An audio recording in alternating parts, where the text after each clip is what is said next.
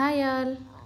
ఈరోజు పబ్బి అన్నము వేడివేడిగా పిల్లలకి చేసి పెట్టండి. నైట్ టైం అయినా బాక్స్లోకైనా ఎలా అయినా చేసి పెట్టండి. పిల్లలు చాలా ఇష్టంగా తింటారు. ఫస్ట్ ఒక కడాయి తీసుకొని అందులో ఆయిల్ వేసుకొని పోపు దినుసులు వేసుకుందాము.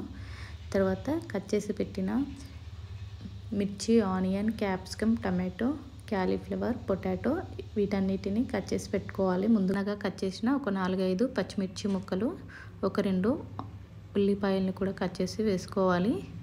తర్వాత ఇవి ఫ్రై అయిన తర్వాత ఒక 4-5 వెల్లుల్లి రెబ్బల్ని కూడా వేసుకోవాలి.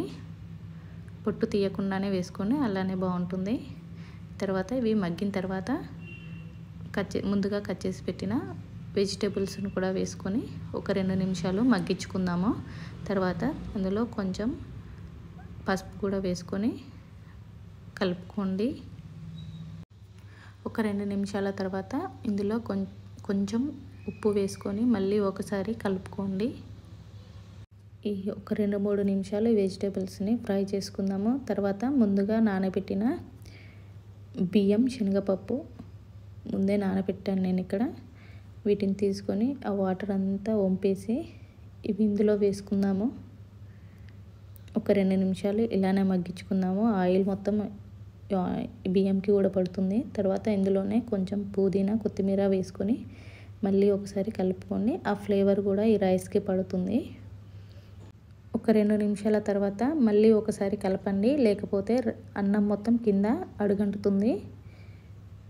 తర్వాత ఇందులోనే ఒక టీ స్పూను పెప్పర్ పౌడర్ వేసుకోవాలి. తర్వాత తగినంత ఉప్పు కూడా వేసుకొని ఇప్పుడే కలుపుకోండి. ఇందులోనే కొంచెం ధనియాల పొడి కూడా వేసుకొని మళ్ళీ ఒకసారి కలుపుకొని మూత పెట్టేసుకోండి. ఒక 2 నిమిషాల పాటు మగ్గించుకుంటే సరిపోతుంది. తర్వాత సరిపడినంత వాటర్ వేసుకోవాలి. ఇక్కడ నేను 2 గ్లాసుల బియ్యం తీసుకుంటున్నాను. 2 గ్లాసుల బియ్యానికి 5 గ్లాసుల నీళ్లు వాటర్ తీసుకుంటున్నాను. వాటర్ ఎక్కువనే తీసుకోవాలి, ఎందుకంటే మనం పప్పు వేస్తున్నాం కాబట్టి కొన్ని వాటర్ ఎక్కువ పడుతాయి. వీడియోస్ చూస్తున్నారు కానీ లైక్ చేయట్లేదు. లైక్ చేయండి, షేర్ చేయండి, సబ్స్క్రైబ్ చేసుకోండి.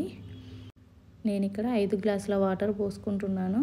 వాటర్ పోసుకున్న తర్వాత ఇప్పుడు ఉప్పు సరిపోయిందా లేదా చూసుకోండి. ఒకసారి ఉప్పు సరిపోకపోతే మళ్ళీ కొంచెం వేసుకోండి. అలాగే ఒక స్పూను నెయ్యి కూడా వేసుకోండి. నెయ్యి వేసుకోవడం వల్ల చాలా టేస్టీగా ఉంటుంది.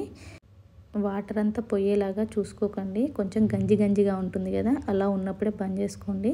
తర్వాత ఫైనల్గా గార్నిష్ వేసుకుంటే వేడివేడిగా పబ్బి అన్నం రెడీ.